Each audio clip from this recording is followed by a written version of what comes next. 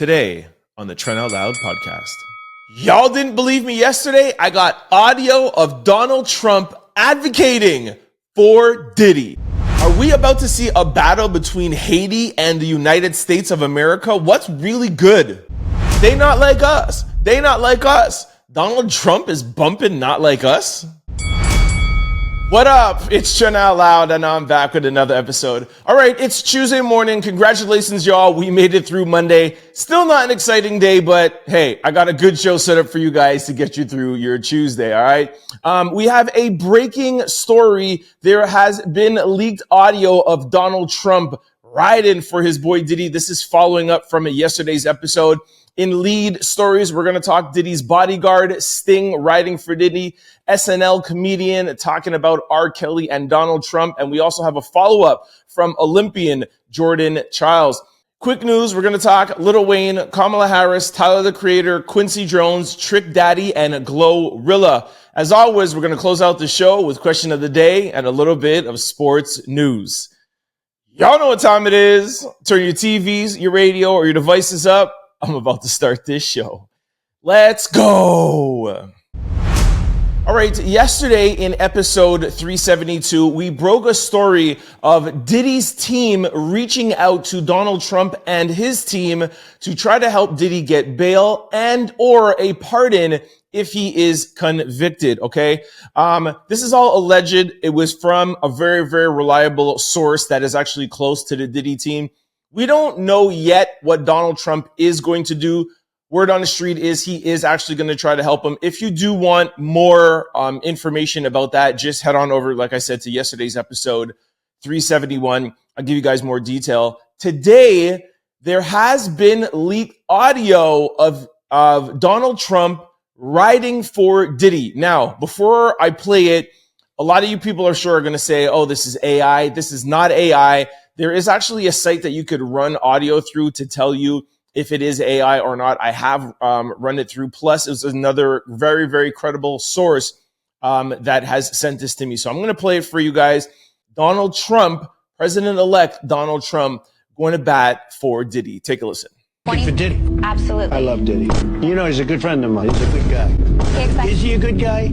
I don't want to answer that question. Oh, wow. I think he's a good guy. I'm going to stick up for him. See, like, is he a good guy? I think he's a good guy. I'm going to stick up for him. What else would he be talking about? And like I said yesterday, we had sources tell us that Diddy did try to reach out. So how come all of a sudden this audio would just be coming out now if it's not real? Like I said, I cannot tell you with 100% certainty, but that is what the word is online. If anybody out there knows any more details of it, please feel free to comment below. Send me emails, trentoutloud@cfqr600.com.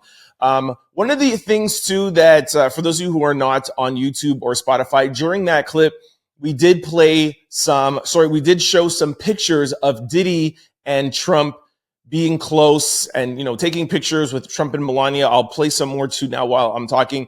The reason why we are doing that, during yesterday's episode, not during yesterday's episode, when we put out yesterday's episode, a lot of people in the comment section, and we got emails saying, yo, Trump is never going to, ride for Diddy. That's not his friend. He's not going to do that. Diddy is more Kamala Harris's friend on the Democrats.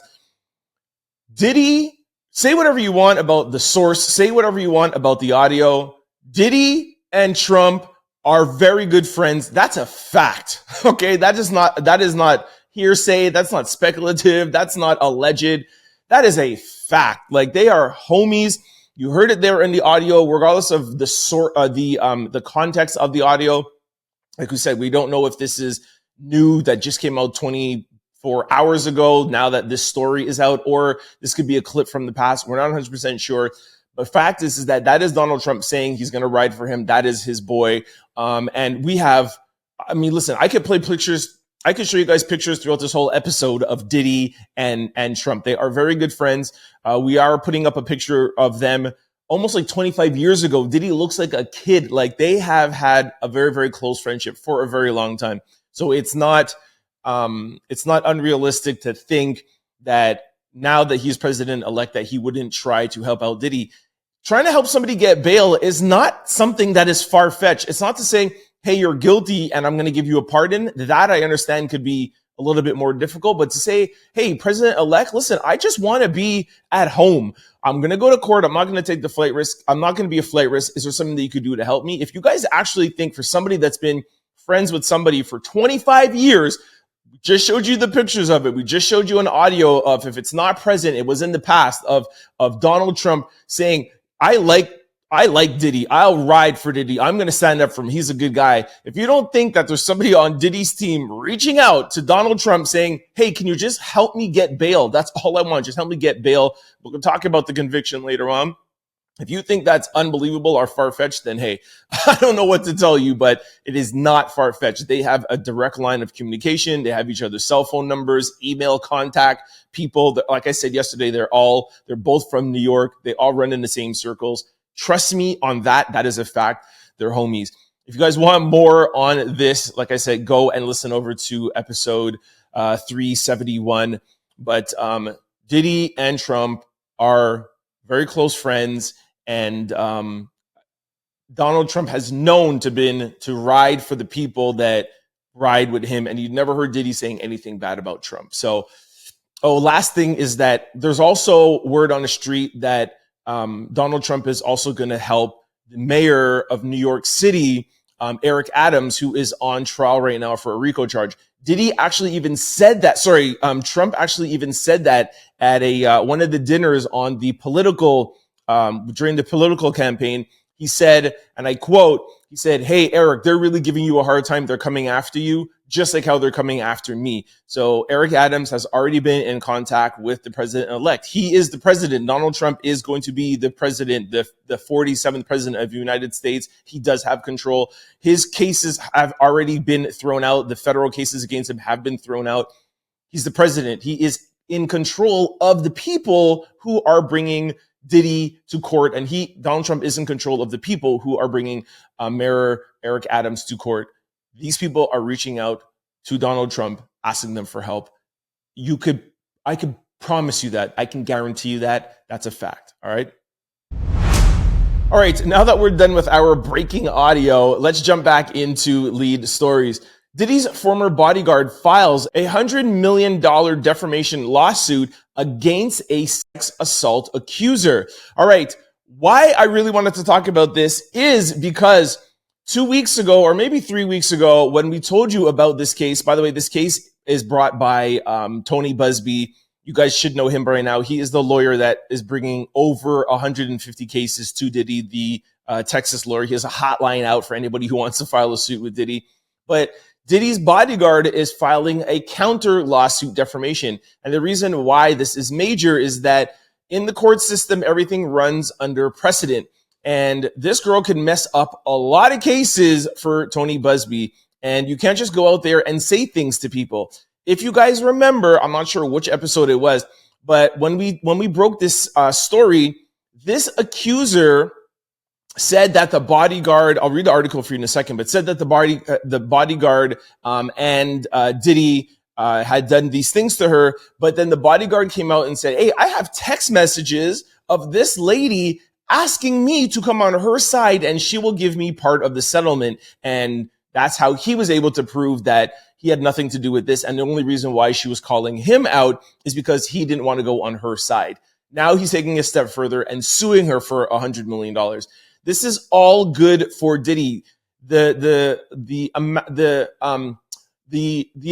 of times that one of his accusers gets sued or gets called out a liar or gets proven that their story is untrue, that sets a precedent and it makes it a lot easier for Diddy in the civil suits, not in the federal. However, the federal also said they're also going to take some of the civil cases and use them against him in federal. So it all works out good for Diddy, okay? Anyways, here is the article. Former bodyguard for Diddy has filed a $100 million defamation lawsuit against Mrs. Graves, a woman who claimed that he and Diddy formally R-worded her back in 2001. In a September lawsuit, Miss Graves alleged that Sherman, who is the bodyguard, and Diddy assaulted her at the Bad Boy Record studio, filmed the encounter, and later sold the footage. Sherman, who was the bodyguard, however, stated in the court filings that he had never even met Miss Graves. Sherman said he was not even allowed in the Bad Boy Records studio or near Sean Combs after 1999. Consequently, he could not have done the things that she is accusing him of doing. Now, Sherman, the bodyguard, is suing Graves for defamation and emotional distress. In a recent interview, Sherman claims that Mrs. Graves targeted him because he refused to be a witness in her case against Diddy. He also hinted at further legal action on Instagram, writing, "Let the war begin. I want my $100 million. First, the lawsuit, and then I actually have 2 more coming." So I don't know who else he's suing. I don't know why he wasn't even allowed in the Bad Boy offices or near Diddy at that time. I don't know, maybe Diddy filed something against him. But if he wasn't allowed in the offices in 1999, how could he have been in the office in 2001? I don't know. As always, I'll keep up with this. I'll see what happens. But this is a win for Diddy. All right, our second lead story. Sting has no plans on canceling Diddy. I'll be missing you over the record executive's growing legal problems. Okay, I wanted to put this in here because it's kind of like a good segue to my third lead story. But for those of you who don't know, Sting, lead singer of The Police, he had a record, I'll Be Missing You. Diddy redid it for B.I.G. when B.I.G. was unalived. And people are asking him like, hey, do we still play this song? Are you supporting it? What's going on? I've asked that a couple of times. Do you guys still want me, for those of you who tune into CFQR 600, do you guys still want me to play Diddy songs? Do you still want to listen to Diddy songs? So I just thought it would be very interesting to hear what Sting is saying. And he's also getting a little backlash for it. But trust me, stay tuned to my third lead story because it gets a little bit deeper. We're going to talk about R.Kelly's music and Donald Trump and Diddy, okay? But sorry, I'm jumping. Seems like English musician and actor Sting wants to separate the artist from the art. During a recent interview with the Los Angeles Times, Sting was asked about potentially canceling Diddy I'll Be Missing You record. For those unaware, the 1998 hit dedicated to the late B.I.G. samples Every Breath You Take from Sting and his former group, The Police. Despite the controversy surrounding Diddy, Sting has no plans to speak out against the popular song. He said, I don't know what's going on with Diddy, but it doesn't taint the song at all for me. That is still my song. As recently reported, Diddy is being held in Metropolitan Detention Center and he is facing charges. Should we stop listening to the artist when they are involved in a serious controversy? So I want to leave this for you guys below. Do you still listen to Diddy music? Should we at least give him his day in court to see if he's going to be found guilty or not? Or why I think this is such a hot topic is we already saw the video of what he did to Cassie in 2016 outside of the elevator that CNN leaked. For some people, that's enough, and that's why they don't want to listen to Diddy's music, and they want people like Sting and his other collaborators to cancel him and not play his music. Sound off below. Send me emails.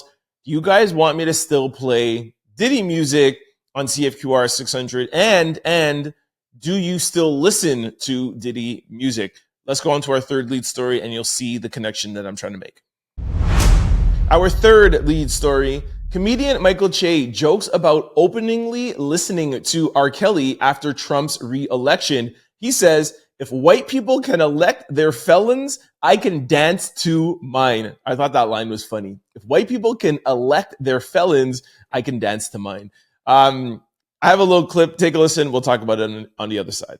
I'm going to let a man with 34 felonies be the president of the United States. That's it. I'm listening to R. Kelly again. If white people can elect their felons, I could dance to mine. All right. I love Michael Che, by the way. He is super funny. It's my type of comedy where it's almost like Chris Rock, where he gives you comedy, but it's about serious issues that you could think about while laughing about at the same time. So shout out to Michael Che. So again, same like lead story number 2. What do you guys think of this? Like, if the fact that Donald Trump can be elected to the highest office in the land, be the most powerful man in the world, the fact that he had felonies, does that mean we should listen to R. Kelly music? Does that mean we should listen to Diddy music, assuming he's guilty and assuming, like I said, even with if he's not guilty, we all know what he did to Cassie, right? Do you guys separate the artist from the art. Now, my 2 cents in this is, I think what's difficult about R. Kelly is what he did as his crime. Not saying that any crime is good, but there are levels to crimes. You know what I mean? Like that's why there's different sentencing to crimes. And we all know what R. Kelly is in jail for. I can't even say it because I'll get flagged on YouTube, but we all know what he's in jail for. And I think that is what is hard for people to listen to his music. The other day I was in my car and I was listening to, I think it was like a 90s and 2000s station, and they played R. Kelly. And I myself personally, I felt weird listening to an R. Kelly song because R. Kelly songs is always about love and it's all about relationships, always about girls. And we know the type of girl that R. Kelly likes. So for me, I felt uncomfortable because I don't feel like it was appropriate because I picture him saying these things to people who are not of the right. So that's for me why I can't listen to R. Kelly. When I hear Diddy, I think about it, but like I said, I think because we don't know the full story of Diddy, and yes, the Cassie thing bothers me, but I'm kind of like on the fence. So that's just my 2 cents with R. Kelly. And then with Donald Trump, him being there, like I said, the things that he has been convicted for, I don't think are on the level as R. Kelly, and that's why I think that he could run for president. However, I don't think it's fair that if he can run for president and be convicted and have criminal charges, then there shouldn't be any job in America that you can't apply for if you have criminal charges. And there's a lot of things that you cannot do if you have criminal charges. So that's just my whole 2 cents on it. Comment below, send me an email, trent@crqr600.com. Our fourth lead story, Jordan Chiles speaks out about her ongoing battle with her bronze medal. All right, if you guys remember the Paris Olympics, the Olympics that had the most controversy of all Olympics, y'all remember Jordan Chiles that got her bronze medal stripped away. She is still fighting. She was on the Today Show, and we have a little update of what's going on with her. On Monday, Jordan Chiles emotionally spoke with Hara on the Today Show about the 2024 Olympics, where she won the bronze medal for the women's floor final, but then was later stripped of her title. As previously reported, during the final, Jordan originally scored 13.66, landing her in 5th place after Team USA submitted an inquiry stating that the judges did not award her for one skill that she had demonstrated. Her score was increased to 13.76, and then she was moved to 3rd place. Romanian officials then contested the judge's decision, arguing that Team USA made the inquiry 4 seconds too late. The Court of Arbitration for the Sports ruled in their favor, reinstating Jordan's original score, placing her back in 5th place and stripped of her bronze medal. Okay, just wanted to read that for those of you who may not remember or maybe didn't hear about this. While speaking on a controversial situation, Jordan said, "Everything was right. Everything was done in the time it was needed." She continued that her 13.766 was given to her, the bronze medal was given to her, and that's where it should be today. Listen to this part. This is the best part. And I'll play a clip. You can hear her say it. But she said, when she was asked where the actual medal is today, Jordan shared that it was still physically with her the way that it was given to her back in Paris. The Today Show notes that Jordan's legal team has submitted proof that the inquiry was made at the correct time. Her legal team filed an appeal back in September, and the Federal Supreme Court of Switzerland argued that the procedure led to the CSA panel discussion and was formally unfair. So anyways, really thought this was cool, at least to get an update. But I love that she's like, yo, I still got the medal. Yo, it's at my house. That is my medal. Anyways, take a little, here's a little clip from Jordan. Take a listen. We didn't do anything wrong. Everything was in the time that it needed to be. And that 13.766 was given to me. That bronze medal was given to me. I hear you. Where is the medal, by the way? I have the medal. Well, the okay, medal then done and done. It was an all-black podium. Mm-hmm. That was history made. All right, so obviously I couldn't play the whole interview for copyright reasons, but she goes on to say, like, one of the reasons why it meant so much to her is that she wasn't even supposed to win a medal for the floor routine, which was like the cherry on top for her. She won gold in her whatever she was competing in. I don't remember exactly what it was, but it was a cherry on top. And another thing that she said that she really loved was the fact that it was an all-black podium for the first time for second and third. Remember that iconic picture where her and oh my gosh, what's the other one? Biles. Gosh, can't remember her name. Anyways, but Biles and her were kind of like bowing down to the first place, and people were like, "Oh, you shouldn't bow down." But anyways, controversy going on in the Olympics, still going on. I'll follow up with you guys and let you know if she ever ends up winning. But like I said, I think it's super gangster that she's like, yeah, the medal's at my house. Come get it. All right, in our fifth lead story, this is actually breaking news. This literally just came out. A Spirit airline was riddled with bullets as it landed at a Haitian airport, and one person has been injured. A flight attendant for a Spirit airline was taken to hospital after they were grazed by a bullet when they landed in Haiti. According to the Miami Herald, the flight was coming from Fort Lauderdale, Florida, arriving to Port-au-Prince, Haiti, when gunshots started ringing out towards the aircraft. One flight attendant was hit by a bullet, but thankfully only sustained minor injuries. Pictures of the incident shows bullet holes throughout the airplane, including in the overhead bins and the airplane door. No information on why the shooting took place has been released as of this time. Like I said, I wish I had more information for you guys. This is literally just a breaking story that just came out literally like a half an hour before I got on this mic, but I will follow up. Of course, people are going to assume that this was because of Donald Trump and JD Vance when they say they're Haitian people, Haitian migrants are eating the cats, they're eating the dogs, right? I mean, that meme and that challenge is still going on TikTok, on Instagram. But I don't know. It seems a little like, I mean, how many flights from the U.S. daily land in Haiti? Why would this be just the one that happens? I think maybe this was maybe just vandalism or maybe something, you know, meaningless. But of course, people are going to connect it because it's the U.S. and Haiti. I will follow up. I will let you guys know tomorrow what develops with this story. But hey, shout out to the passengers, and I hope everybody remains safe. And I hope this doesn't start a whole big thing between Haiti and America. Y'all know I'm from Montreal. We got a lot of Haitians out here. Sac passe, what up? All right, this brings us to quick news. Ring my bell. Donald Trump reveals that he has been playing Kendrick Lamar, Not Like Us, on repeat since being elected president of the United States. He wrote, "I love this song, a true American song. Funny that the Canadians think they are better than us.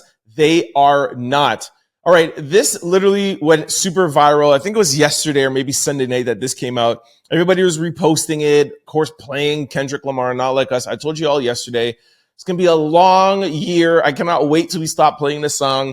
As a Canadian and as a Drake fan, #1 Drake fan of all times, it's hard for us out here. And now the president-elect is bumping this. More importantly, it's fake, y'all. All right. Shout out to Brown Girl Grinding, my girl, Lauren Rosa from The Breakfast Club. She actually did her investigative journalism, and she put this out. She said, "The Trump I Love Not Like Us by Kendrick Lamar post on Truth Social is fake. As the X community notes and has pointed out, but people are still sticking to it. I have also went on Truth Social and went through Donald Trump's post 3 times dating back to before the election, and this post is not there." All right, so it's not true. Stop saying that Donald Trump is playing Not Like Us and giving this song even more legs, because I need it to be gone. I need to not hear this song anymore, all right? Anyway, shout out to Kendrick. All right, keeping it hip hop, our second quick story. Lil Wayne has been on the Hot 100 for 21 straight years. Crazy. Shout out to my guy, Lil Wayne. Lil Wayne, who discovered Drake, by the way. Young Money, Cash Money, what up?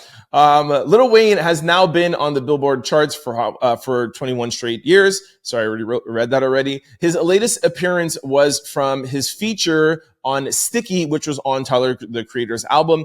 He now has a total of 187 hit songs that have landed on the charts, continuing the longest streak in history. Yo, shout out to Lil Wayne. Shout out to the whole crew, man. Drake, Lil Wayne, Nicki. Yo, we're the best. This is what we do. All right, keeping it hip hop once again. Tyler, the Creator, makes history after selling 500,000 units in just 13 days. Listen, I was in the music industry for 10 years. I remember the days where selling this many units wasn't all that great. But in this era, this streaming era, for Tyler, the Creator to sell 500,000 units in 13 days. I think he did like 350 in the first week. This is amazing for 2024. So shout out to Tyler, the Creator. This is the second fastest rap album in 2024 to reach this milestone. I wonder who the first is. Anyways, shout out to Tyler, the Creator. I have not listened to the album, but I heard it's really dope. But yeah, this is a big feat. 500,000 units sold, man. I don't know. Maybe hip hop is back. We've been, since this Kendrick Lamar and Drake has been going on, we haven't really been on the charts. No rapper's been in the top 10 or hip hop. Yo, Tyler, this might be a new beginning for us. All right, let's bring it back to politics. Our fourth quick story. Kamala Harris' presidential campaign reportedly spent $1.2 billion overall compared to Donald Trump, who spent $750 million. All right, let's crunch some numbers here quickly. Kamala Harris's presidential campaign is over, leaving many to wonder exactly what went wrong. Though Kamala tried her best in a short period of time, the numbers of how much she actually spent on the campaign trails behind Donald Trump severely. According to the Washington Examiner, Kamala Harris spent $1.2 billion on her campaign presidency compared to Donald Trump, who only spent $750 million. The Harris campaign reportedly dropped more than $654 million on advertising from July the 22nd to Election Day, whereas Donald Trump only spent $378 million. That is 57% less in the same category. Harris reportedly spent $56 million on payroll compared to Donald Trump, who only spent $9 million. Filing also shows that she paid $12.8 million to her political, digital, and marketing consultants. The filing also reports that the Harris campaign paid Oprah Winfrey $1 million for her town hall, and they spent over six figures on the production event for Call Her Daddy podcast. Despite spending big bucks, Kamala unfortunately did not get the job done, and now Democrats are reportedly reflecting on where they went wrong and how they could do better. Listen, this is how political campaigns go. You get a lot of money donated to you. Of course, you're going to spend it. That money is spent on the election. I think because Joe Biden left early and then Kamala Harris got in just like in July, she got a big influx of money and she did what she was supposed to do. Just because she lost doesn't mean that she shouldn't have spent that money. That money was donated to her for her campaign. She spent the money. She lost. It's no big deal. You can't fault her for how she spent it. Donald Trump chose to take the road of podcasts, content creators, which is a cheaper road. Kamala Harris decided to spend her money the traditional way, had a big ground game, going and knocking on doors. Of course, Monday morning quarterback, in hindsight, it's, oh, you should have spent this, you should have spent that. She got a lot of money donated to her. She spent it in the best way that she knew possible. She ended up losing. I don't think it's because she spent her money, because she spent more money means that you should win. That's just not how campaigns work. All right, keeping it political, our fifth quick story. Social media user lists which businesses donated big to the Trump campaign, including Chick-fil-A, Walmart, and Sephora. All right, I have the list here for you guys. And again, kind of like the Diddy R.Kelly thing, if you find out that the company that you shop at supported Donald Trump, do you still want to shop at this store or with this company? Let me know in the comment section below. All right, here is a list. Hobby Lobby, Billiards, Ace Hardware, Home Depot, Big Lots, Walmart, Chick-fil-A, Publix, Bass Pro Shop, Dollar General, Wayfair, Kohl's, Tractor Supply Co., and Sephora. So, like I said, let me know. I know a lot of women shop at Sephora. I shop at Sephora. I get some oils there. But yeah, a lot of women shop at Sephora. And of course, a lot of women were voting for Kamala Harris. What do you guys think? Sephora was a big donor of Trump. You still want to support it? You guys still going to Chick-fil-A? Let me know in the comment section below. You still shopping at Home Depot? What's up? Let me know. All right, our sixth quick story. Quincy Jones has been laid to rest at a private family funeral in Los Angeles, leaving a staggering $500 million fortune for his 7 kids. Each kid got 80 mil apiece. Just wanted to follow up on this quickly. We did report last week that, of course, Quincy Jones has passed away. Legend in the music and film and TV arena. Laid to rest. Nice to see that Quincy not only had a legacy for us to talk about, but a legacy that we could see. He passed away being worth close to $500 million and did the right thing, left it for his children. So this is nice to see. And again, rest in peace to Quincy Jones. All right, our seventh quick story. Trick Daddy explains why he doesn't identify as African American. He said, "I ain't never been there." This is super viral, going everywhere. Everyone's talking about this. Of course, you guys know I like to bring controversial things to the Trend Out Loud podcast and get your feedback.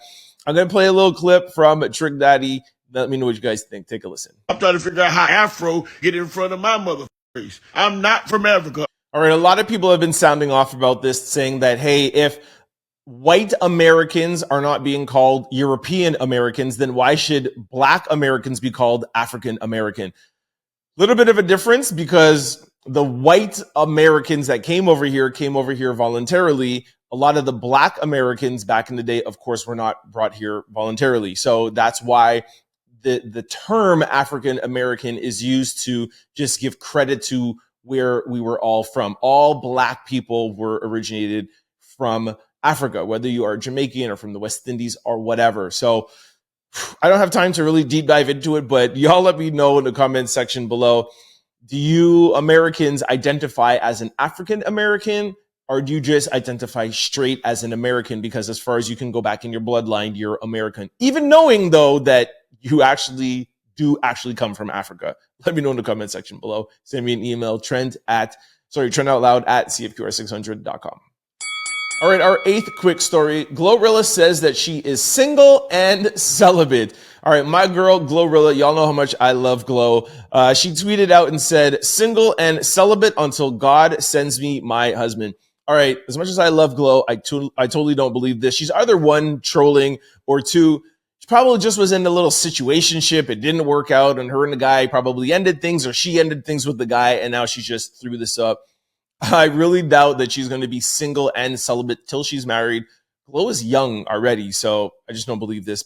I think probably she's just even trolling, but whatever. Shout out to GloRilla. And if you do really mean it, hey, I'm all for it, but I don't believe it for a second. All right, this brings us to question of the day. Name one mistake that you have made in life so somebody else doesn't have to do it. All right, I love when I could give back to you guys while maybe making some jokes along the way in question of the day, all right? Somebody said, don't ever put anything in your name for anybody else. That's a great piece of advice. Don't ever do that. Jiggy Style Official says, going against your gut feeling. Whoo, I second that till the nth degree. I always go with my gut and my instinct. 1000% trust your gut. Alanis82 said, don't have a baby before marriage. I agree with that one too. Don't be so busy making a living that you forget to live. Woo! That's advice I would have loved to have heard a couple of years ago. 1000%. Won't get too into it. We don't have time. Candy825 said, worrying too much. Don't worry about anything. What else? Co-workers are not your friends. Keep your business to yourself. Protect your peace. Don't listen or participate in company, politics, and gossip. Wow. Somebody says, don't force things. Another person said, before you brush your teeth, thank God for life. Watching cartoons at 10 instead of investing and buying a house. Come on. You gotta let kids be kids, man. My lady friend said, moving a grown man into your apartment. That's hilarious. Real King 82 said, stick to your passion and make a living from it. You will never work a day in your life and you will love doing it. Woo! I'm just going to end it off with that. I love that. I say that all the time. I literally just said that to my sister the other day. You have to work with something that you love, whatever it is that you're passionate about. Don't work for money. Work on something that you're passionate about. You'll never feel like you're working, and that will be your success. Whew, love that. Actually, it was my cousin's wife, not my sister. Sorry. All right, this brings us to sports news. College football player Travis Hunter surprises his mom with a new 5-bedroom house in Georgia. Really love to see this. Shout out to the Colorado Buffaloes, Coach Prime and all that. I always watch their games on Saturday. Well, I try my best unless I'm going out. But love the Colorado Buffaloes. They're doing great this season. I think they're 7-2. Love Travis Hunter. Can't wait for him to get into the NFL. And I love that the NIL is allowing these college kids to make money. And I love to see that Travis, with his money, is spending it with his mom at a really early age. Instead of buying a bunch of cars and jewelry and diamond and flossing and doing all that stuff, he's investing, buying property, and taking care of his mama. Love to see this. Finally, we get to see these kids that are in college get the money that they deserve. So shout out to Travis Hunter. All right, that is my Tuesday show. I told you I'd do my best to get you through your Tuesday. Make sure y'all tune in for Wednesday show. It's hump day, man. We're almost there. We're almost at the weekend, y'all. Just think, I know we're not, but you got to think positively. You know what I'm saying? All right. Just want to remind you guys of all the ways to keep up with the Trend Out Loud podcast. If you're used to watching this show on YouTube or podcast platforms, please try to check me out Monday through Friday on CFQR600.com or 600 AM if you're in the Montreal area. From 11 to 12, we do play the Trend Out Loud podcast, but we also mix in at 90s and 2000s hip-hop and R&B. It's a great hour. It's a great way for you to get your entertainment and viral news while listening to your favorite hits from the 90s and 2000s. And I select the music so you know it's going to be dope, all right? I'm your DJ and your podcaster. Holla at your boy. Vice versa. For those of you who are used to listening to this show on CFQR 600 and you can't always catch the show from 11 to 12, we get it. You're busy. You got things to do. I'm going to give you 3 ways how you could keep up to date with the show. One, on CFQR600.com's website, when you click Listen Live, there is a tab that says Listen Again. Click that. All 373 podcasts will show up there. Listen as much as your heart contents. Listen to all 300 if you would like. Of course, we're always on YouTube, and we are also on any podcast platform. Just go to your podcast platform, type in Trend Out Loud, the show will pop up. Don't forget to hit the follow or subscribe button so that you can be notified whenever we upload new shows, and we upload on YouTube and podcast platforms daily, so you never have to miss a show. You can also follow me on any social platform at Trend Out Loud. Don't forget to follow the production company Exclusivity Media on Instagram. And lastly, for my listeners on CFQR 600, do not touch that dial. Don Smooth is coming up next, and Don is always dropping the hits with the midday mix from 12 to 1 p.m. I'll see y'all tomorrow. Peace. Don't forget to like, comment, and subscribe. It's your boy, Trend Out Loud. Peace.